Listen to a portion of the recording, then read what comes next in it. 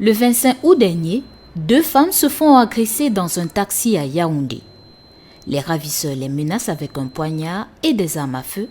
Les violentes leur prennent près de 5 millions de francs CFA et les abandonnent à la périphérie de Yaoundé, à Eloumdem 2. Ils n'osent pas par la fenêtre. Je voulais voir seulement s'il y avait le plaque derrière le taxi. Il n'y avait pas de plaque. Ils ont fui. Maintenant, on a commencé à crier. Ce sont les gens du village qui sont sortis. On ne savait même pas là où on était.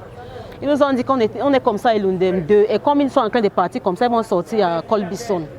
Ils nous ont ramenés maintenant au niveau de Arab Contractors. On a vu qu'on a demandé son téléphone avant de commencer à appeler la famille que voilà ce qui nous arrive. Les mêmes malfrats, dans le même taxi, vont encore agir. Cette fois, ils vont voler près de 400 000 francs CFA à une femme, la bastonner jusqu'à lui faire perdre une grossesse de près de 3 semaines. On s'est arrêté, ils m'ont donné les coups de poing au ventre, sur le visage, pour que je ne remarque pas. Me menacer en me demandant de leur donner tout ce que j'avais. Ils ont pris une somme, je ne sais pas si je peux dire la somme.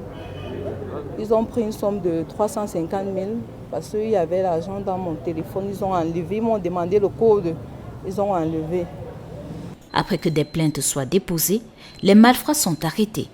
Il s'agit de 3 hommes, pour certains des repris de justice, terrorisant dans un taxi des citoyens avec des poignards et une arme à feu militaire. Il y a de multiples plaintes dans notre secteur, des vols à bord des taxis des victimes que nous enregistrons.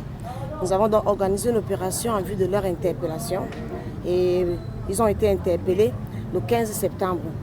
Il faut noter leur particularité, c'est qu'ils n'agressent plus uniquement avec les armes blanches comme cela est de tradition. Et ils ont une arme à feu.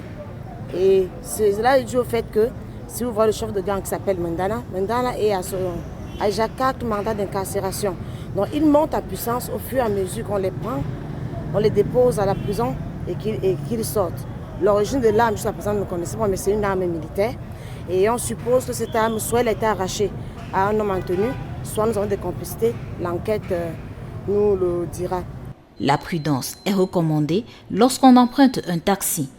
Des éléments doivent dissuader ou encourager dans le choix de ce transport en commun. Il y a une description des taxis. Vous allez voir celui-là, ce n'est pas la bonne couleur du taxi.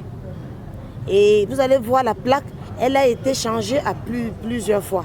Peut-être l'usager du taxi n'a pas le temps de regarder, mais ce serait mieux d'être un peu plus prudent. Vous allez voir des taxis avec des vitres fumées. Ça ne devait pas exister. On ne doit pas avoir un taxi qui a des vitres fumées.